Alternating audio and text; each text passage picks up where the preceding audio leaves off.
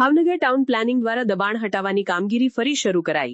શહેરના હાદાનગર વિસ્તારમાં town planning દ્વારા જગ્યા ખુલ્લી કરાઈ। 3 જેસીબી સહિતનું દબાણ હટાવ સેલનો કાફલો સ્થળે પહોંચ્યો। પીજીવીસીએલ ટીમ તેમજ પોલીસના બંદોબસ્ત વચ્ચે દબાણ હટાવવાની કામગીરી કરવામાં આવી। ટીપી સ્કીમ ચિત્રા અને સત્યનારાયણ સોસાયટીની વચ્ચે આવેલી નાળાની જગ્યા ખુલ્લી કરવામાં આવી। 40 જેટલા મકાનોને નોટિસ આપવામાં આવી હતી, જેમાં 25 પતરાવાળી ઓરડી, 10 સ્લેબવાળા મકાનો તેમજ 19 જેટલા સંડાસ બાથરૂમોને દૂર કરાવવામાં આવ્યા હતા। ડ્રેનેજ લાઇન નાખવામાં નડતરરૂપ ગેરકાયદેસર દબાણો દૂર કરાયા હતા। મારું નામ Vegad Ashokbhai P, town planning officer, Bhavnagar મહાનગરપાલિકા।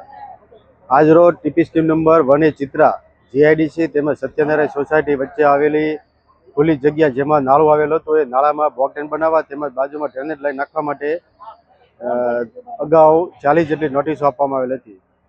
40 નોટિસો પૈકી 25 જેટલી ઓરડીઓ પતરાવાળી હતી તેમજ 10 પાકા સ્લેબવાળી ઓરડીઓ હતી। અન્ય 19 જેટલા કમ્પાઉન્ડ વોલ તેમજ સંડાસ બાથરૂમ આવેલ હતા।